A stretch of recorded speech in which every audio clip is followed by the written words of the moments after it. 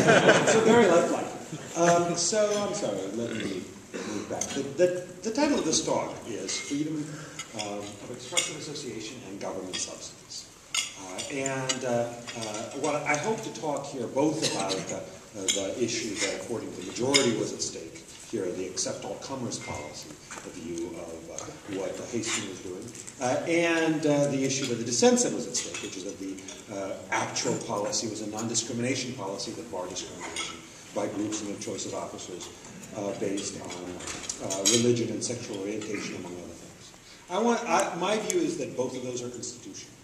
I think both of those are unwise, but they're constitutional. And I say this to somebody who thinks the court got it right both in Boy Scouts v. Dale, recognizing the right to expressive association often includes a right to discriminate in choice of one's members and officers and speakers, but also got it right in Rosenberg, recognizing that the government generally may not discriminate based on viewpoint, even when it's spending its own money. I think despite all that, I think that the court nonetheless got it correct in Christian Legal Society. This is Martínez. So let me begin with what I call the no duty to subsidize principle. And it's a very well-established rule. There's no duty to subsidize constitutional rights. And that is true even when you're selectively declining to subsidize a particular constitutional right while subsidizing its rivals. So a classic example is, even though the court has recognized right to abortion, there's no duty to subsidize abortion rights. The government may subsidize childbirth, but not abortion. The government may subsidize public education, but not private education, even though there's a very well-established constitutional right to private education. The government may subsidize marriage, but it need not subsidize being unmarried, even though surely there's a constitutional right not to be married. Likewise, the government may subsidize having children, but not having children.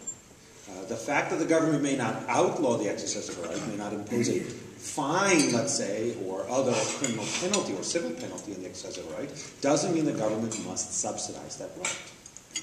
And by subsidy, I don't just mean giving money, although one of the things that was at issue in Christian Legal Society versus Martínez had to do with the access of groups that chose to exercise their expressive association rights, access to particular funding sources.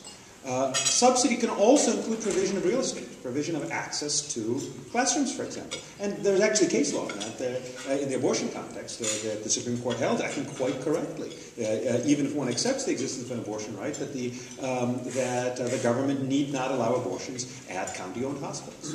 So that's the general rule, and that's the rule I think the court was applying in Christian Legal Society versus Martínez. That rule is also applicable to First Amendment rights. So, for example, the government may choose to subsidize a wide range of nonprofit speakers, but decline to subsidize electioneering. That is to say, advocacy of the election or defeat of a candidate. That's just the standard tax exemption, which is in fact a form of subsidy. The nonprofit tax exemption does not extend, generally speaking, to electioneering or to groups that engage in a substantial amount of lobbying. Of course, they have a constitutional right to engage in electioneering, and I think Citizens United, I think, was quite correct in saying that extends to corporations as well. But the government need not subsidize that. The government may say we will choose to subsidize certain exercises of free speech rights, but not this one. However constitutionally protected that exercise might be. In the context of expressive association, we actually have two examples of where universities routinely do discriminate in choosing which groups to subsidize. And I would like to think that it should be uncontroversial that they may do so. One is that they discriminate in favor of student groups and not non-student groups. What happened to my they do that, even though, of course, there's a constitutional right of a student group to associate with non-students. You can even imagine some non-student sort of town and gown group, which is a matter of principle, says we don't want to be an all-student group, we want to be a joint group or a group supporting workers' rights that says, well, as a matter of principle, we insist on being led by workers and not by students. The university could say, that's wonderful, you exercise your constitutional rights, yet we need not subsidize them.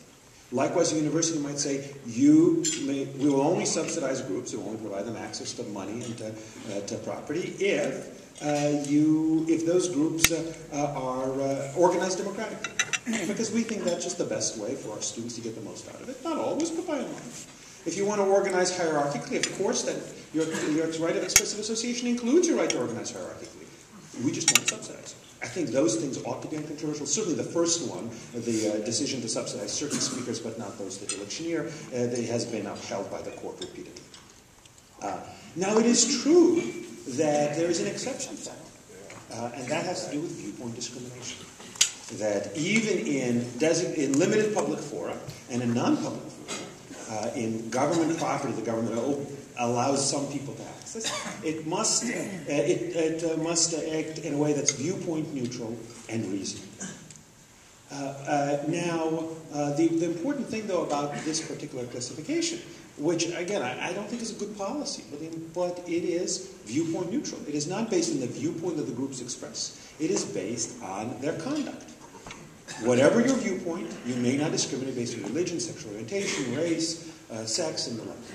Whatever your viewpoint, if you do not discriminate based on those factors, you're allowed to access this program. Now, to be sure, that incidentally, to be sure, there is a viewpoint embodied in the program. The program is viewpoint-based, and it's based on the particular viewpoint the university has of kind of anti-discrimination rules above all. It's a viewpoint I don't share. But all policies are based on the enactor's viewpoint about the merits of the policy. The program can't be seen as viewpoint-based simply because it expresses or it is based on the government's viewpoint. All of the question is whether it discriminates based on viewpoint, and this one does not. The program does have a disparate impact on groups with certain views, and especially that's so if we're talking about the non-discrimination version of the policy. That's right. That groups that for part of an important message is adherence to a particular set of values, which includes religion, particular attitudes towards sexual orientation, those groups are burdened by that. But it is familiar in First Amendment law to have all sorts of policies that have a disparate impact on various groups. Just to give an example, the Supreme Court in the 80s upheld an exclusion from the exclusion, a rule that says that some groups can indeed electioneer with tax-exempt funds if they're veterans groups. Now, obviously, veterans groups have a particular set of viewpoints that other groups don't have. Now, to be sure, there's a mix of that. We can't identify it with complete precision all the time, but by and large, presumably, their viewpoints are more in favor of pro-veteran causes than other groups are. Nonetheless, the fact that there's this viewpoint disparity in the application, this does not make a policy viewpoint neutral. Otherwise, viewpoint-based, excuse me. Otherwise, all restrictions, including the most content-neutral of ones, would be viewpoint-based because all laws have some degree of disparate impact. One way of thinking about this is that the court has identified what it means, what it takes for something to be content neutral. And if it's content neutral, then a fortiori it's viewpoint neutral. Content neutral means justified without reference to content. Whatever the unfortunate impact of the policy may be, and again I stress I think it is unfortunate in certain groups, it is not justified with a reference to the content of their speech. It is justified with reference to their discrimination. To be sure, that is the exercise of a constitutional right, but as we have seen, it is routine for the government to be able to exclude groups based on the exercise of their constitutional rights, whether it's abortion or private education or whatever else, and say only groups that exercise their rights in this particular way are ones that we're going to choose to subsidize. In the subsidy context, it may do so long as it does it in a viewpoint neutral way. Now, to be sure, how am I doing with time? 2 minutes, okay. So I have a long slide on Justice Alito's argument, but I'll be happy to turn to it later on because I'm sure it will arise. Let me just turn to the second problem of the test, and that's the reasonableness problem. It's got to be viewpoint neutral and reasonable. The challengers, Christian legalists, have challenged it on both grounds. But the important thing to realize is that reasonable does not mean the best way of implementing things. As the court has repeatedly said, and this is not just the liberals, so this was actually the conservatives in the court who more predominantly said this, a restriction in this kind of limited public forum or non-public forum need not be the only reasonable restriction or the most reasonable restriction. It just needs to be a reasonable restriction. And it seems to me that the court, the choice that the university made is a reasonable choice. It has a particular view about what best fosters the interchange of ideas between students and students learning from each other. Again, that's not my view. I think it's mistaken on it. I think true diversity of ideas and true interchange of ideas is better served if you have more groups, including exclusionary groups. But that's my position. I'd like to think mine is a reasonable one, but I don't think theirs is constitutionally unreasonable. And that's especially so because of the long-standing tradition that in America, at least for 50 years, that the government may legitimately insist that money raised from students or taxpayers of all groups will only be spent for programs that are open to people of all those groups. That's an adaptation of a quote from John F. Kennedy defending Title VI of the Civil Rights Act. I think that there should be limits to that as a matter of good policy. I think some of the time we should be open to subsidizing even exclusionary groups because those groups provide something better for the broader marketplace of ideas. That's my view, but that's not the University of California Hastings view.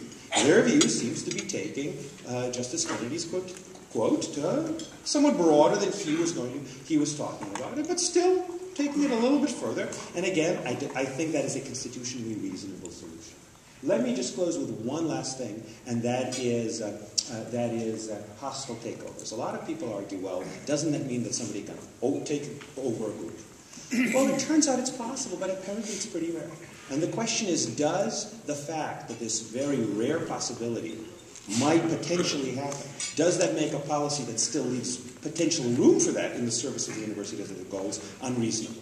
And I think this possibility, which, as I said, is realistic, but fortunately doesn't seem to happen all the time. I don't think that's enough to defeat the reasonableness, at least the constitutional permissibility of the university's choice.